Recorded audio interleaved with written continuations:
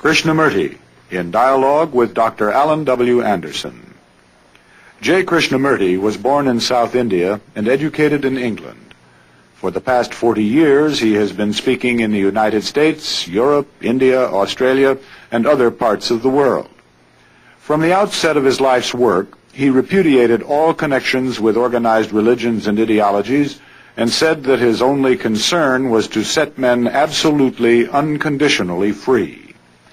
He is the author of many books, among them The Awakening of Intelligence, The Urgency of Change, Freedom from the Known, and The Flight of the Eagle.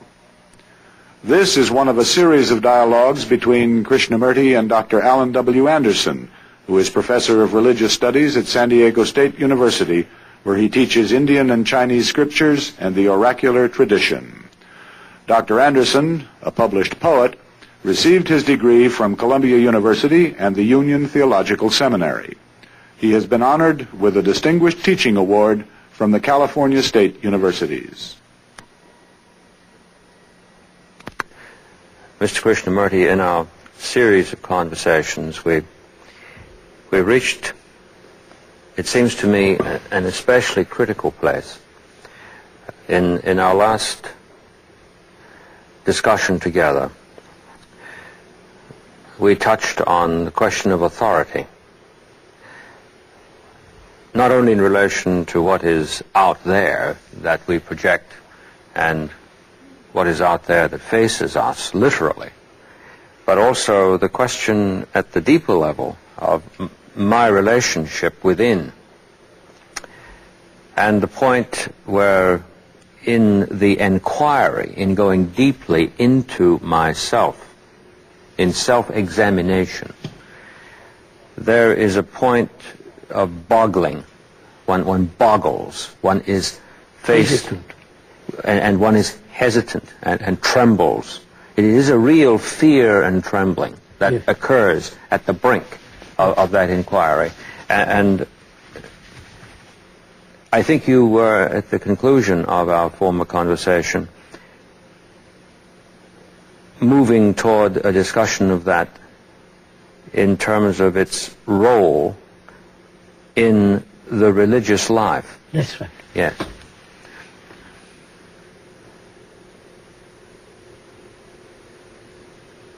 So why do we hesitate? That's what comes to what you're saying. Why do we not take the plunge? That's what you're asking. That's what I'm asking, yes. Why is it always coming to the brink and withdrawing, running away? Why don't we see the thing as is and act? Is it part of our education that has cultivated function, enormous function? We give tremendous importance to function. As an engineer, as a professor, as a doctor, and so on, so on. Functioning in a particular technique. And we have never cultivated or encouraged or inquired into what is intelligence. Where there is intelligence, there won't be this hesitation. There is action. I mean, when one is very sensitive, you act. That sensitivity is intelligence. Now, in education, as I've observed it both here and in India and other parts of the world, education is merely the training the mind to function to the dictates of society. So many engineers are wanted. So many doctors are wanted. If you get into a profession where there are few, you might make more money. You have to watch out for the glut. Glut. Yes, don't become a too scientific. There are enough science, or whatever it is. Oh dear, yes. So we are encouraged and trained to function. in the field of activity as functions, careers. Now, we hesitate to enter or plunge into something that demands all your attention. Yes. Not fragmentary, all your attention, because we don't know what to measure. We know how to measure function. Here we have no measure. Therefore I depend. Therefore I won't reason here, because I don't know how to reason. I don't say to a man who says, I know. I say, what do you know? You only know something that's gone, finished, dead. You can't say, I know something that's living.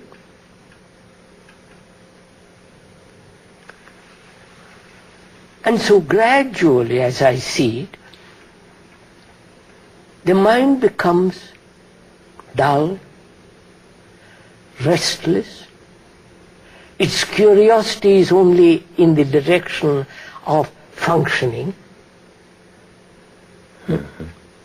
And not, it has no capacity to inquire. To inquire, you must have freedom first.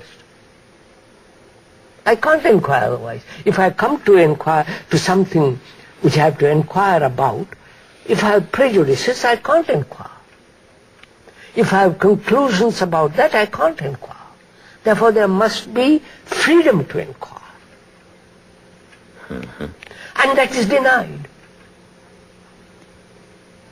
But I've laid, society and culture laid tremendous importance on function.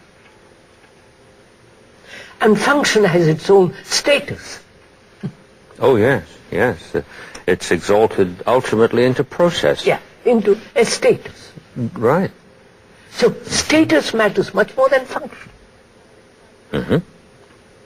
And so I live in that field, live in that structure, and if I want to inquire into religion, what is God, what is immortality, what is beauty, I can't do it. I depend on an authority.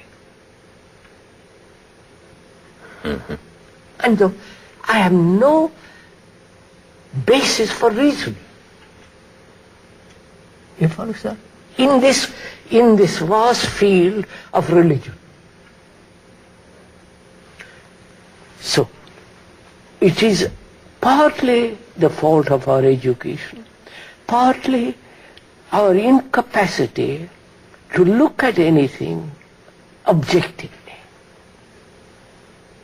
Our incapacity to look at a tree without all the rigmarole, knowledge, screen, blocks that prevents me from looking at the tree.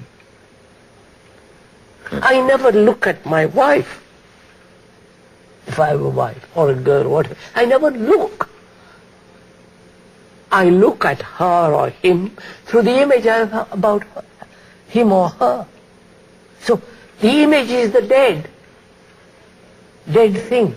So I never look at a living thing.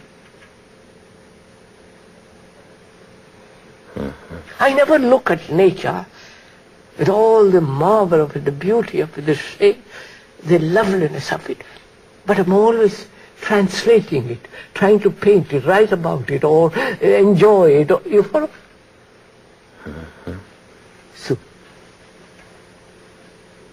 from that arises the question, why do human beings accept authority? Obey? Is it because they have been trained in the field of function, where you must obey to learn? You follow? You can't. Oh, yes. No, it has its own laws built in. It has its own disciplines. Exactly. It has its own laws, its own ways. Because I have been trained that way, I bring that over here into the field of religion, to the field of something that demands freedom. Freedom not at the end, right from the beginning. Mind must be free from authority from the beginning. If I want to find out what is God, not I believe in God, that's no meaning.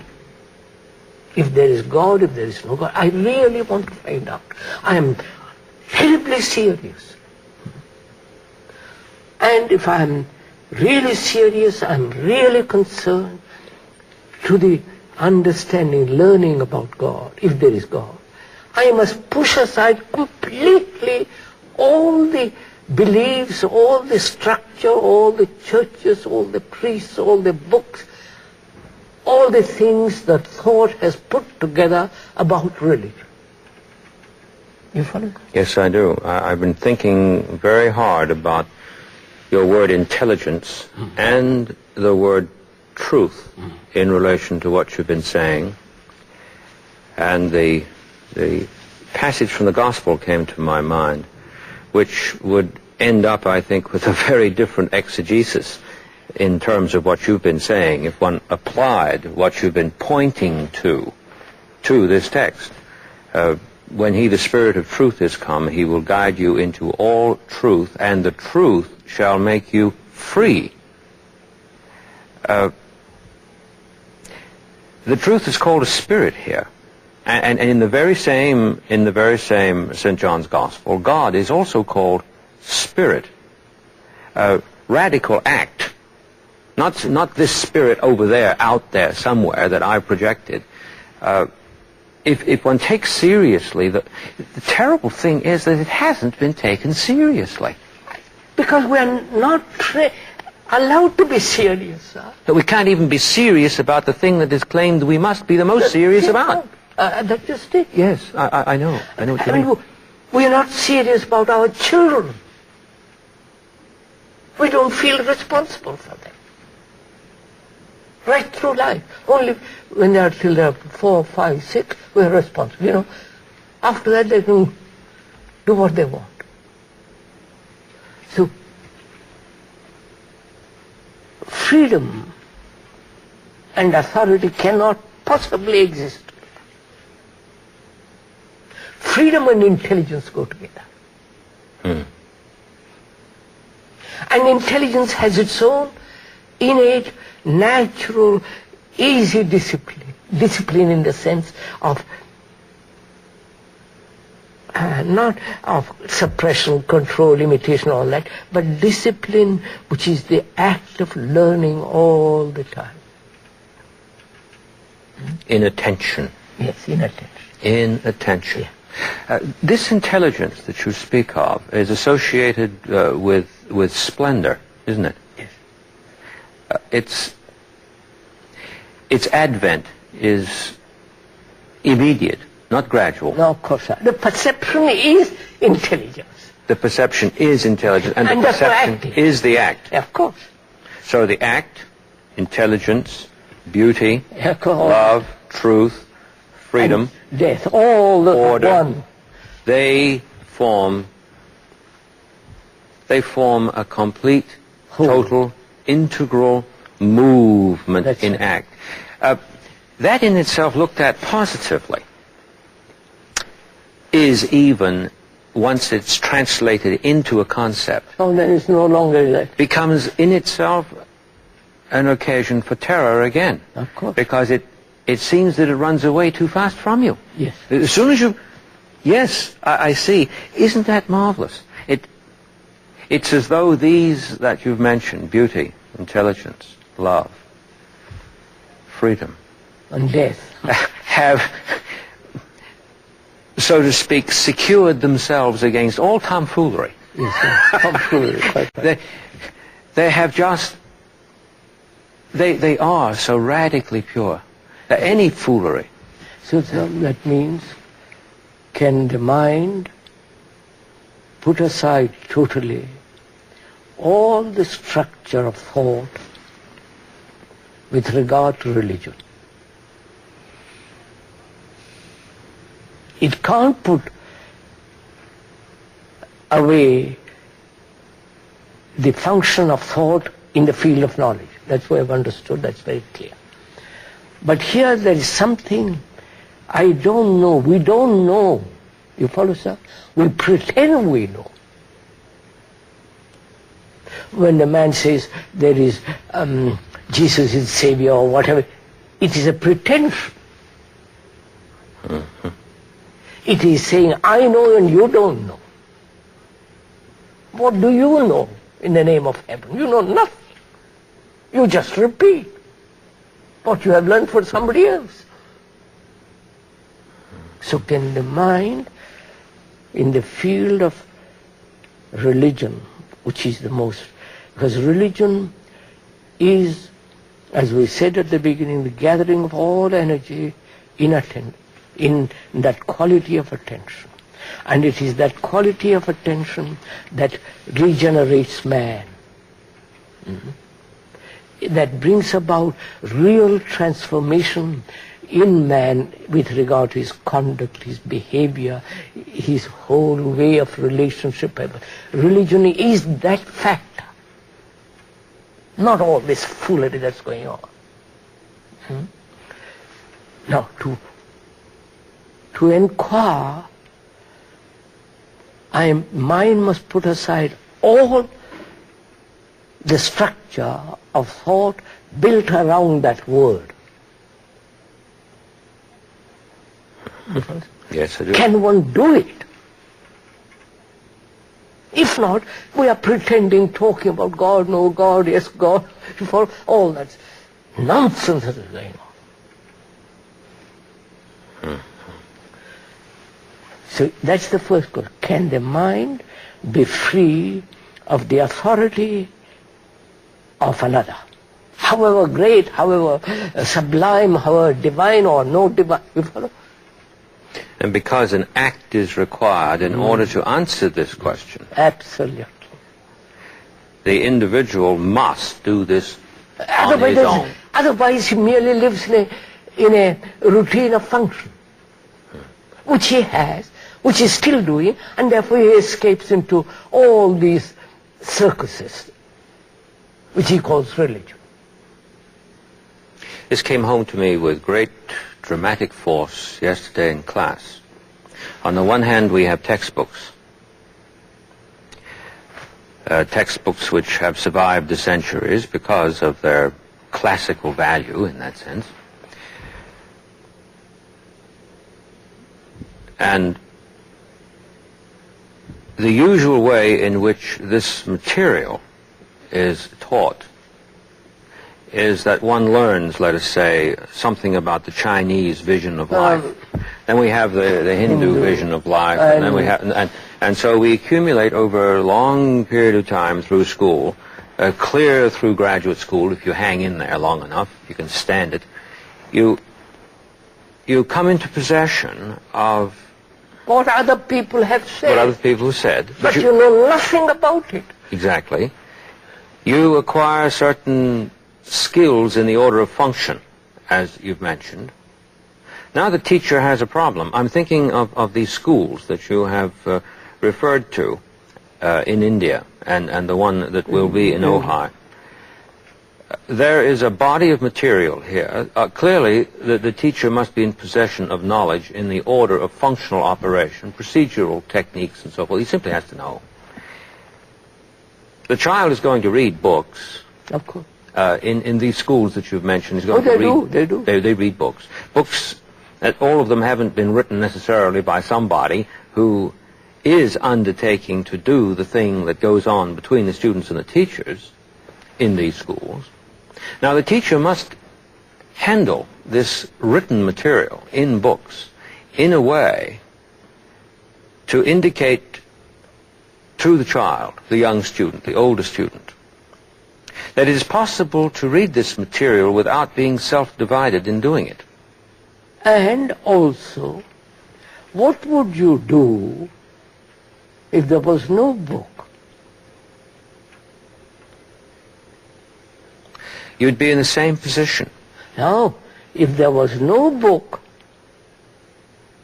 nobody say tradition, you had to find out for yourself. But that's what we're asking him to do with his book, aren't we? Are we? No, not in general, but in this new approach. Of course. In the new approach, we must somehow bring the book and the other. Bring the book and the other and together. And the freedom. Book and freedom. Yes. This is what hit me with such shock yesterday in class. And I immediately felt radically responsible for doing this, yes, insofar as I could. And I was surprised to see that though the students were extremely hesitant, there was a lot of anxiety there, real fear and trembling. What of health they possessed did assert itself, and there was a tremendous interest in the possibility. But then there was the hesitation that somehow wasn't past. The hesitation is there. I have this feeling that this has happened through the centuries with persons who have seriously studied Scripture, since we were talking about religion. Sometimes you can detect it in their very commentaries, in their very writing. They come right up to it. And miss it. And then they can't make it. Push it over. They can't go beyond the point. That's it has been my fortune or misfortune to talk great deal. Everybody comes to that point. And say, please, what am I to? I've reached that point, I can't go beyond. So look at it this way, if I may suggest. If I had a class, I wouldn't talk about the book first. I'd say freedom. You are second-hand people. Don't pretend you are not. You're second-hand, sloppy, shoddy people. And you are trying to find something that is original. The reality is original. It's not colored by all the priests in the world. It's original. Therefore, you must have an original mind, which means a free mind. Not an original painting, a new picture, a new this, that's all Tommy wrote. But a free mind. A free mind that can function in the field of knowledge, and a free mind that can look, observe, learn.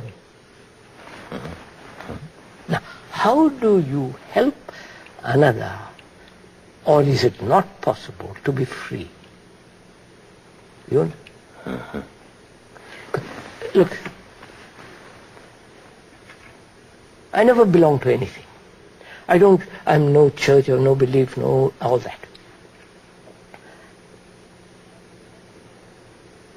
A man who really wants to find out if there is eternal, the nameless, something beyond all thought, he must naturally set aside everything built on thought.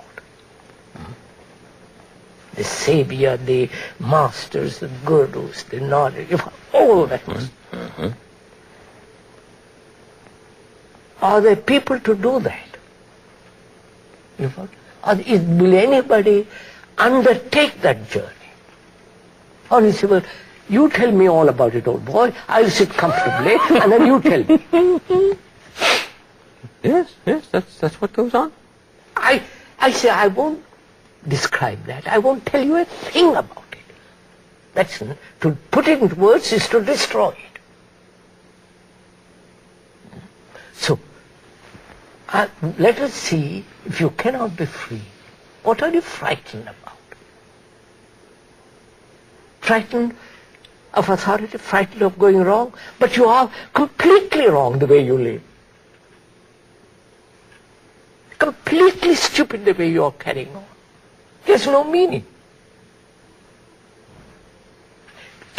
Follow, sir? deny the spiritual authority of every kind. Because what are you frightened of? Going wrong spiritually? They are wrong, not you are wrong, because you are just learning. They are the established in unrighteousness.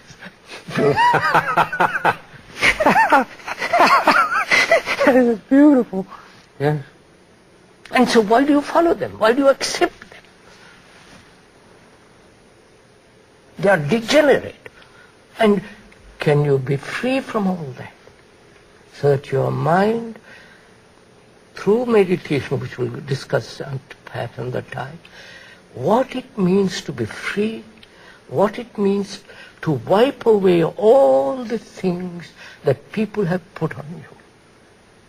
You understand? So that you are innocent. Mm-hmm. Your mind is never hurt, is incapable of being hurt. That is what innocency means. And from that, inquire, let's take a journey from there. You follow, sir? Mm-hmm. From this sense of negation of everything that thought has put together. Because thought is time. Thought is matter. And if you are living in the field of thought, you will never, there will be never freedom. You are living in the past. You may think you are living in the present, but actually you are living in the past when thought is in operation. Because thought is memory, responsive memory, knowledge, experience, stored up in the brain. And that knowledge, experience is the expression of thought. Unless you understand that and know the limitation of thought, you can't enter into the field of that which you call religion. You follow, sir? Unless this is told, repeated, shown to them, they can talk endlessly about books. This comes first. Then you can read the books. Yes. So, the Buddha never read a book. He listened, watched, looked, observed, fasted, say all that's rubbish and threw it out. I just noticed something that you said. One must keep on repeating this again. In different ways. In different ways and again. I'm speaking now about teaching. This point of hesitation is the point where something will or will not get born. That's right. That beautiful expression in earlier conversation of ours that you used, incarnate now. Now, yes. So we're on the brink, where, in the words of Ortega I mentioned earlier, rocking back and forth on the brink of a new event. And we're not over the line. There is nothing that any of us can do at that point with respect to the terror of the one who hears this, including my own. I'm not dividing myself from this doing together with the student, since I am a student in this activity. So here we are, student among students. And there's this boggling, this fear and trembling, and nothing can be done other than simply encourage. And tell them, wait, stay there. Hold. Doesn't matter if you wobble, but keep on wobbling. Don't bolt. Don't run away. And so this is said in different ways over and over again. Now I understand what you meant by saying, now let's start the class 10 minutes with this. We don't open the book. That's right. Yes, we don't open the book. We start with this. And then when the book is opened, perhaps the word for a change will disclose itself. That's right. Because intelligence has broken up. Oh, that's right. And behold, it's all splendid. Yes, please, I didn't mean to interrupt you. I just wanted to make sure that I have... It's terribly important that I understand this. Because this is... students rush from one class to the other. Mm-hmm. Because the period is short, run. From mathematics to geography, from geography to history, chemistry, biology, run. And if I was one of the professors, teachers, I'd say, look, sit down, be quiet for 5 minutes, be quiet. Look out of the window if you want to, see the beauty of light or the water or the leaf and look at that, this and that, but be quiet. We teach in classes that don't have windows now. Of course, naturally. Yes, I was just being facetious. Of course, sir. But not only facetious, it's a horror. Horror, that's what... Yes, you are trained to be functional. You follow, sir? I know. Don't look at anything else, but be monkeys. And my child is brought up that way. Yes. It is appalling. The classroom's a tomb. Yes. So I say, sit quiet. Then after sitting quietly, I talk about this first. I've done this in the schools. Talk about this. Freedom, authority, beauty, love, all that we have been discussing. Then pick up your book. But you have learned much more here than in the book. Oh, yes. Oh. Therefore, the book shows what you follow? Yes. Exactly. The book is seen. Book becomes a second-hand thing. Yes. It's seen with a clean eye. That's why, sir, I personally have never read a single book of all this. Neither the Gita, the Upanishads, all that. But what the Buddha has said, it somehow bored me. It meant nothing to me. What has meant anything was to observe. Observe the very poor in India. Observe the rich, the dictators, the Mussolinis, the Hitlers, the Khrushchevs and Brezhnev, all watch them in a politician. And you learn an awful lot. Because the real book is you. Do you understand? If you can read your book, which is yourself, you have learned everything, except the functional knowledge. So, when there is self-knowing, authority has no meaning. I won't accept. Why should I accept these people that bring truth from India? That's not truth they're bringing. They're bringing a tradition. What they believe. So, can the mind put away everything that man has talked or invented, imagined about religion, God, this and that? That means can this mind, which is the mind of the world, which is the mind of common consciousness, can that consciousness empty itself of all the things man has said about reality?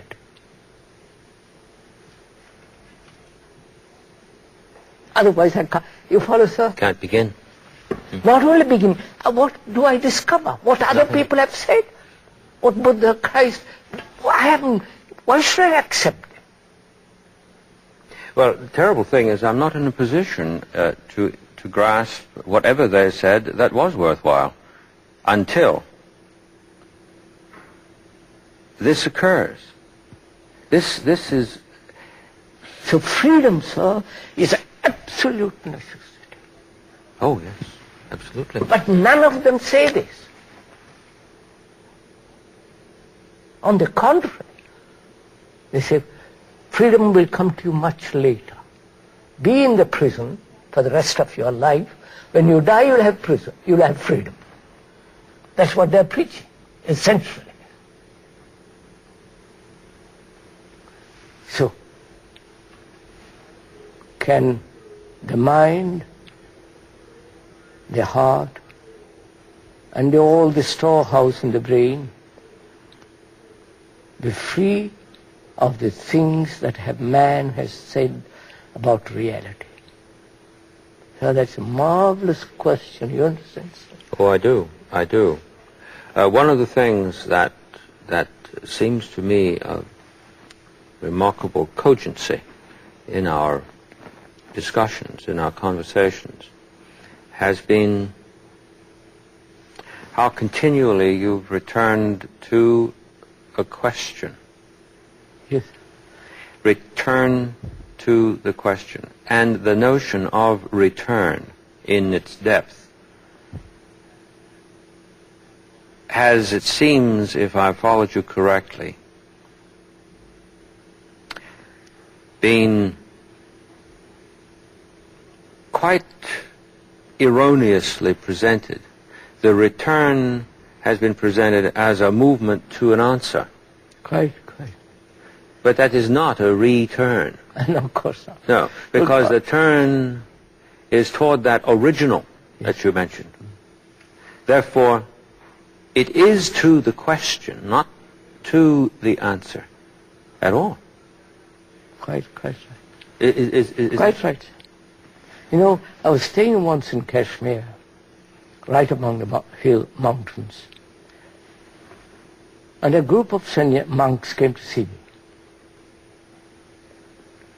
freshly bathed and everything, done all the ceremony and all that, had come to see me. And they said they had just come from a group of unworldly people who were super monks, who are very high up in the mountains. And I said, they're totally unworldly. I said, what do you mean by that word, sirs? He said, they've just left the world. They're no longer tempted by the world. And they have this great knowledge of the world. And I said, when they have left the world, have they left the memory of the world? The memory, the knowledge which the world has made, which the gurus have put together, the teachers. He said, that's wisdom. How can you leave wisdom? I said, you mean wisdom is bought through a book, through a teacher, from another, through sacrifice, torture, renunciation? You follow, sir, their idea? That is, wisdom is something you can buy from somebody else. They went up the mountain with all this baggage. Baggage, that's exactly what I said. All the baggage which you have put away, the world you have put away, but you carry their baggage. You follow, sir? Oh, goodness me. So that is really important thing to if a mind is really very serious, to find out what religion means. Not all this rubbish.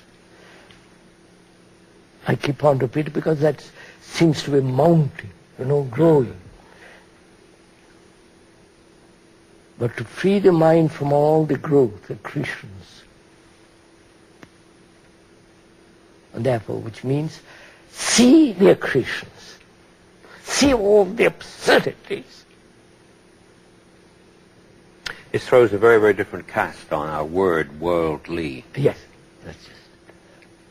They're going up the mountain in order to leave the world, but they're taking immense pains to take it with them. Yeah, that's right.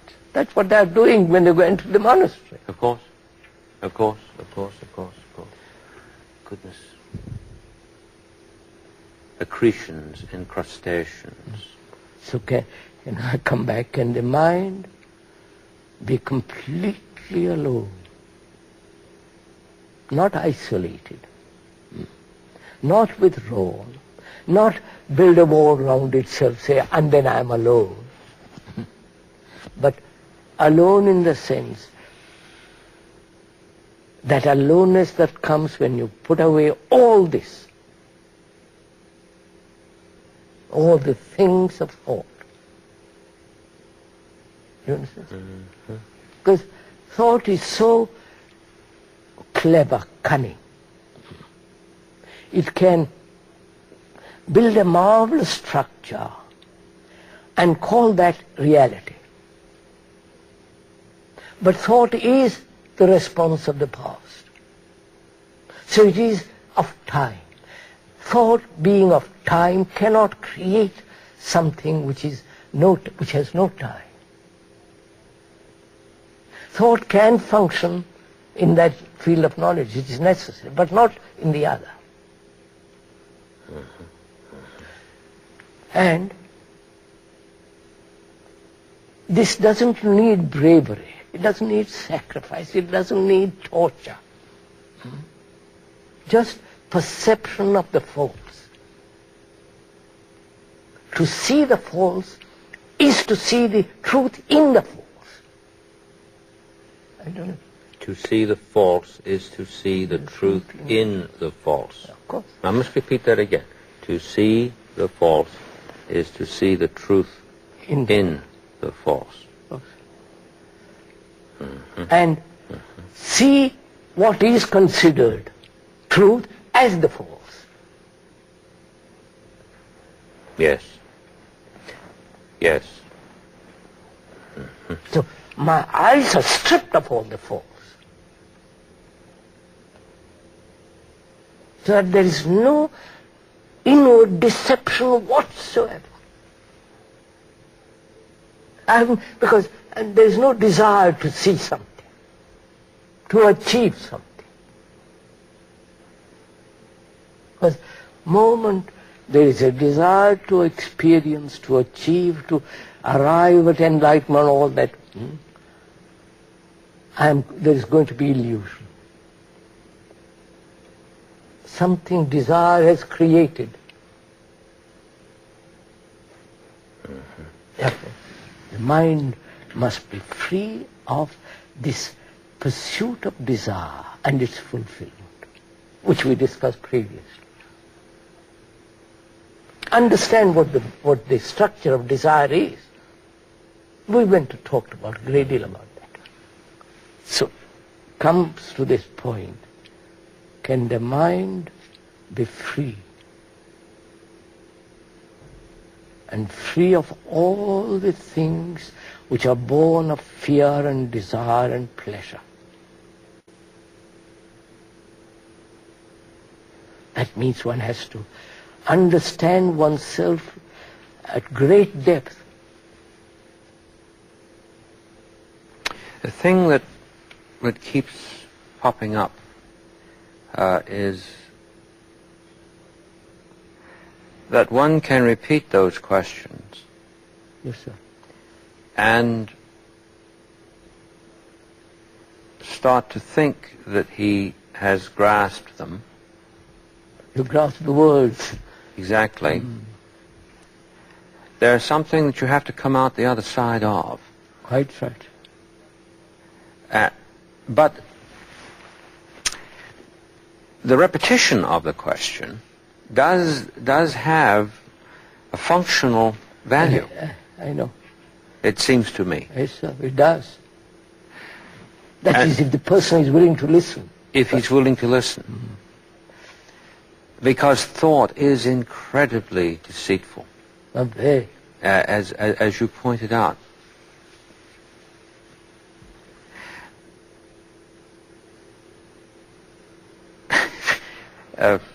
Goodness, I was just thinking of poor old Jeremiah's words.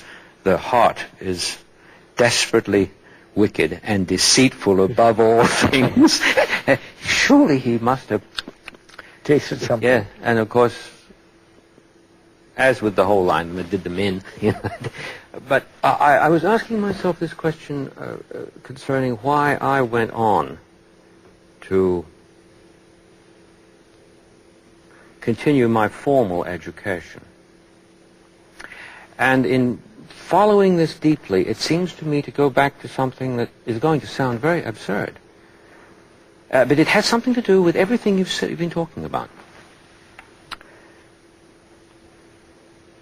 When I was very small, growing up in England, I was put to school rather earlier than many American children put to school. And I was read a great deal of poetry. I don't know what's happened to us in this country, but poetry doesn't really exist for the populace at all. I know. But thank God I was brought up on it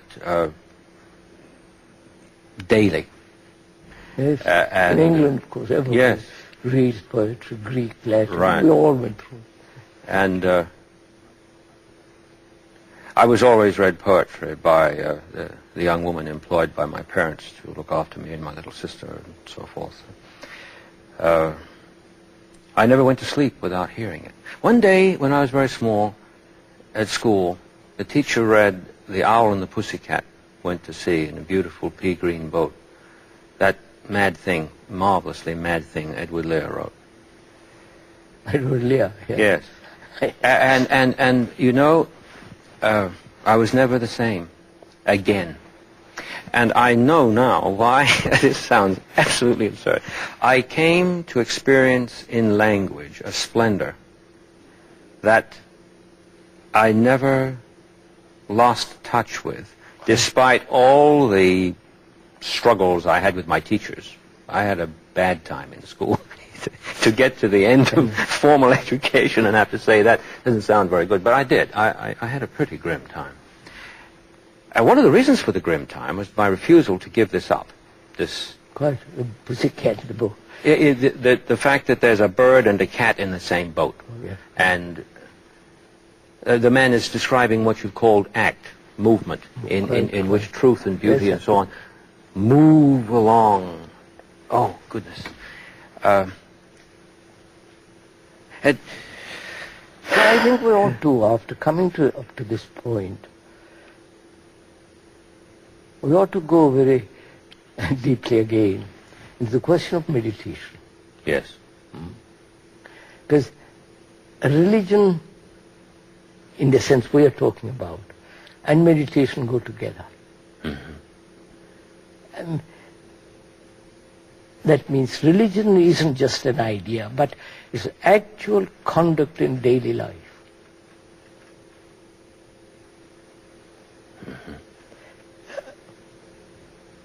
Your thoughts, your speech, your behavior is the very essence of religion. You understand, sir? If that doesn't exist, religion can't exist. Exactly. It's just words. You can go around spinning a lot of words, go to various circus tents, but that's not religion. So after establishing that deeply in oneself and the understanding of religion, in which then the next thing is, what is meditation? Because that is tremendous importance. Because meditation is something that's really, if it is understood properly, is the most extraordinary thing the man can have. Meditation is not divorced from daily life. What was running through my mind was not mistaken, the root relation to the word medisthai, medeo. Medeo is to think, to ponder, to go into. But in Homer, it actually carries the idea of to provide for in the sense of to care for. Very beautiful. It brings up the question that you raised earlier of true care. Yes, sir. That one is not meditating unless he is careful and caring. Caring more than careful. Yes.